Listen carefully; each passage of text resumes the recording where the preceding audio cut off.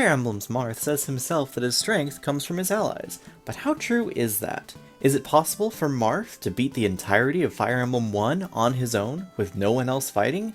Let's find out. Chapter 1 requires Marth to take out this thief, then camp out on the fort and either get a lot of lucky dodges, or at least one immediate defense level up. Fun fact about FE1's level ups, despite each unit technically having growth rates just like other games, each unit only has a select few level up sets they can actually get. The good news is that one of Marth's 2 defense spreads also gives strength, speed, luck, and max HP. Almost everything he needs. Marth also has a very magnetic personality, which is shown by how he attracts all enemy aggro to him in most circumstances. We'll be exploring its limits to the fullest, but for now, it's just an easy way to ensure that none of my other units see any combat. After the initial wave of pirates is dealt with, we walk forward and clean up. An easy map. Chapter 2 was a tricky start. I don't want to let Daros recruit himself or he'll see action on enemy phase, so I carefully draw out the other pirates, then start making a sail on turn 2. These thieves are supposed to rush to the village, but they don't seem all that interested sometimes, and give me ample time to chase them down. After a few turns, Castor pulls himself. A poor choice. With that, I pick up the gold from the village and take down the boss. On to Chapter 3. Marth rescues Lena and Julian by fighting Navarre and the rest of the brigands in the mountains before coming back south to deal with the other fighters. Fun fact, this brigand stands on the Devil Axe village, blocking the thief from getting there, who stops moving as soon as the village is covered. This won't be the last time that thief AI gets broken. The boss is nothing special, and Marth easily breezes through to the next map. Chapter 4 ordinarily gives you battle preps, but since I didn't recruit Daros or Navarre, I don't have more than the deployment limit for the map, so no battle preps for me. I try to send Marth ahead to catch the thieves, but he can't catch up, and my forces get caught between the cavalry in front and fighters in the back. This is when Marth's super provoke breaks. Apparently, Marth's defense is too high, so most enemies will decide not to attack him, instead prioritizing literally anyone else in range. They will follow him, but they won't fight him on enemy phase. Well, there goes the army. Marth caps out here though. That's nice. Stat caps are 20 in this game, and the differences are easily made up for by the absolutely broken stat boosters, so I shouldn't be screwed over by not capping out. Since these archers don't care about stopping Marth, I walk all the way to the boss. This healer is very dedicated to their job though, giving their life to delay Marth from seizing for one more extra turn. Good job, random cleric. You're the real hero. Chapter 5, and the enemies have started hugging Marth in a desperate attempt to slow him down. I ignore the Firestone village and just rush down the boss. This will be a common trend in the run. Chapter 6 shows off FE1 thieves stealing treasure. Fun fact, if you let a thief get to the treasure chest first, they delete the item. You do not get it back from killing them. So say goodbye to the angelic robe. Not that I can get it anyway. Marth doesn't get the ability to open chests until after this chapter. Mages still attack Marth and can still hurt him, but beyond that, there are no threats on the map.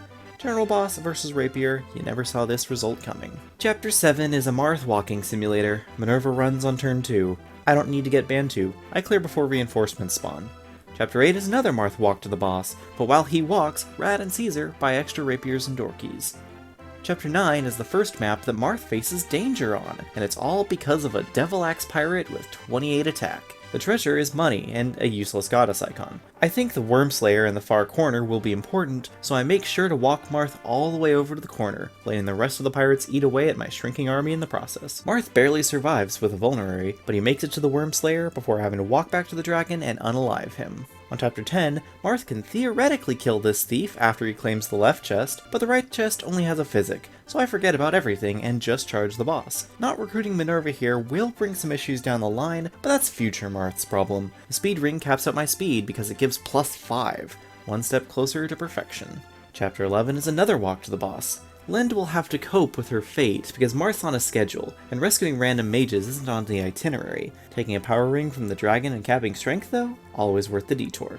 On Chapter 12 I make a horrible mistake. I get Marth to the treasure room while the prisoners get murdered, but while I'm debating what chests to open in what order, I accidentally reload a bookmark instead of rewinding the turn. Now, I hadn't bookmarked any chapters yet, so this threw the last 2 hours of the run into the trash. If I wanted to finish the run, I would have to completely restart the game and do the first whole half of the game all over again, including all of the manipulation for Marth's level ups.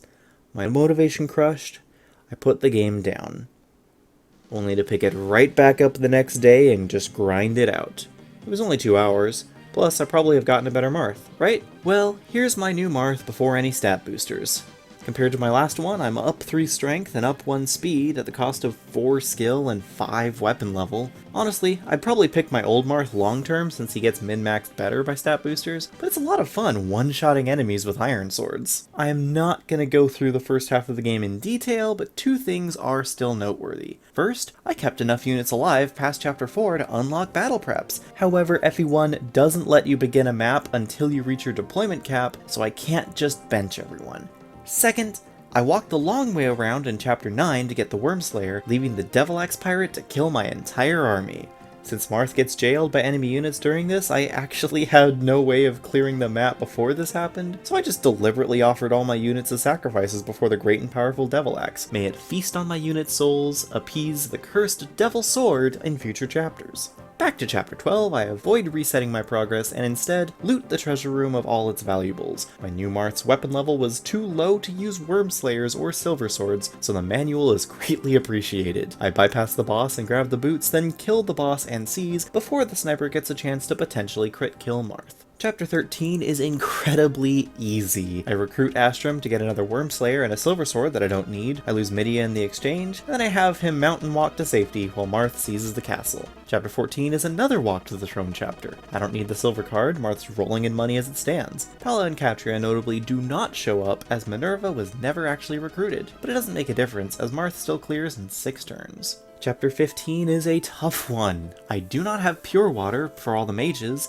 and these Draco Knights with javelins are determined to make my life miserable. What I end up doing is rushing forward to kill the thief, as that talisman is vital to my survival, then run back onto the water where only the Draco Knights can follow me, consuming vulneraries all the way. This might be a big block of water, but all these tiles are technically river tiles, not ocean, so Marth can still walk here. I wait out the mage reinforcements and sadly have to sacrifice the last holdouts of my army in the process. Then I sneakily rush to the talisman and use it before the mages can attack me. All the mages now form an entourage, crowding around Marth and just refusing to attack him. Because I'm desperate for healing and don't have a vulnerary anymore, I have to wait on a fort, meaning I need to hack my way through the entire mage army before breaking free. It's a good thing I didn't run out of weapon uses. That could have been a soft lock. Chapter 16 is quite easy. I lure out the Draco Knights first, then cross the river and attack the boss. I then use his Draco Shield and get 17 defense, then slowly slice through the cavalry as they all rush to stand on the gate in a bid to prevent Marth from walking into his home castle. So much pointless death. I would have left them all alive had they not been so valiant in the face of utter defeat. Chapter 17 has some nice treasure and a member card that I have no reasonable way of obtaining.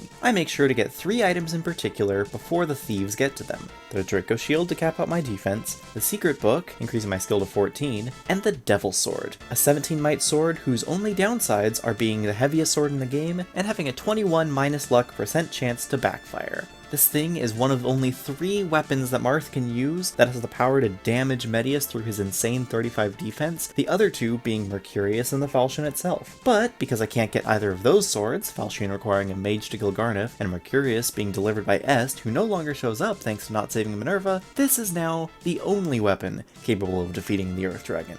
All hail the mighty Devil Sword. I think about getting the member card before deciding that fighting through 50 turns worth of 3 reinforcements per turn of enemies who will refuse to attack me on enemy phase and eat up all my weapon uses doesn't sound worth the few extra points of skill and hit points from the final secret shop in the game, so I just clear the map instead of facing that gauntlet. Chapter 18 is the big double bridge. Marth and his high tops can get to the gate in 6 turns, while most of the enemies just stand around acting like he doesn't even exist. Speaking of enemies standing around, Chapter 19 is even better, with literally nobody moving. Enemy thieves don't move towards treasure chests until you open the door for them and get out of the way, plus the only set of chests I actually care about are in the same room, containing both the Angelic Robe for plus 9 hit points and the Geosphere, another vitally important piece to the Medius puzzle. I grabbed the Light and Star Spheres, giving me perfect accuracy through terrain, and unbreakable weapons, meaning the Devil Sword, with its 17 might, is now the only sword I will ever need. Surely this won't cause any issues. Turns out, that Wormslayer that I walked all the way for only deals 1 more damage to dragons than the Devil Sword, so it actually doesn't matter at all. Tiki, however, must sadly be removed from the chair so Marth can sit down.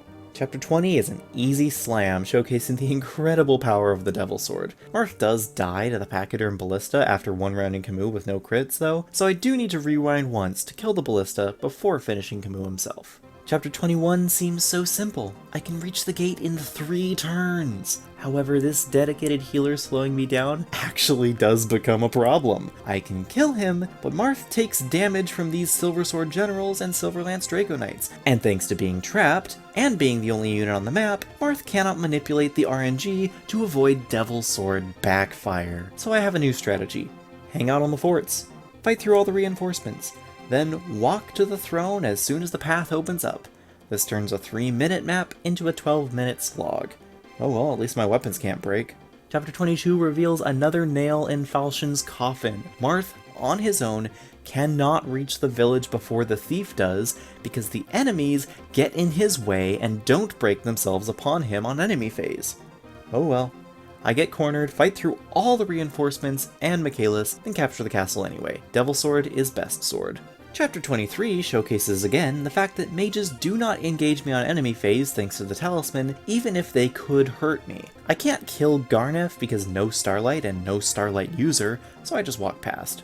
Chapter 24 is the final preparation. While Marth climbs over the mountains to fight the boss, Ellis packs a few provisions for the finale: a spare door key, a vulnerary, and the geosphere. Marth pushes to finish the map before the Wandering Bishop catches up and kills Elise from behind, and now it's on to the endgame. This final map is brutal. I unlock the door and immediately begin the onslaught. I test what it would look like if Marth runs ahead to solo Medius, and while I can get there before reinforcements start, I have no hope of solo killing him in that amount of time. This means I have to buckle up and settle in for a massive slog. After clearing the outside hallways, I move Goto through, holding the Geosphere and spare Vulnerary, and let Marth block the doorway while I wait out more than 70 turns worth of reinforcements. Because Medius closed all the other doors though, I only have to worry about reinforcements from the 4 forts around the key shop. So congrats Medius, you played yourself. After finally defeating the last of these paladins and Draco Knights, I heal up and begin the assault on the throne room. I lure out the other dragons and the hero, then play a back and forth game with Medius's Mage Dragon Bodyguard, whose capped hit points and 27 defense make him a massive wall. The snipers only chip for 2 damage each, but this adds up to become substantial. However, thanks to Fortified Clerics being random in when they heal instead of actually calculated, plus a lucky crit, Marth pushes through and cleans up. Before taking on Medius, I fully heal and prepare myself for this final confrontation. Now for some math. Medius deals 10 damage to me per hit, while I deal 2 per hit and double, with potential for crits. He also auto-heals between 3 and 10 hit points per turn from the throne, because FE1 throne healing is randomized. So, this obviously is a losing battle, right? Well, it would be, if not for Goto and the Geosphere. Now, Goto doesn't need to fight, in fact I threw all his tomes away at the start of the map. All he needs to do is activate the Geosphere, which damages enemies but not allies between 8 and 13 hit points per use, hope for good rolls, and fight with Marth every turn, hoping for crits and lucky dodges. It takes a few attempts, but eventually I get the RNG I'm looking for, and the Earth Dragon falls to the power of the legendary Devil Sword. So yeah. Despite all game mechanics pushing Marth to rely on others, despite not even getting the Falchion because it requires help both getting to the village and getting a mage to kill Garnef, and despite needing someone to hold the Geosphere and an extra key on Vulnerary, I would say that Marth has proven himself that he can fight through the entirety of FE1 all by his lonesome, and it only takes around 6 hours, which is probably a lot faster than most standard FE1 playthroughs. Well, with that, it's time to bid farewell. I hope you all go on to live long, fulfilling lives, unlike all the members of Marth's army, and until next time, this is Mithril Zenith, signing out.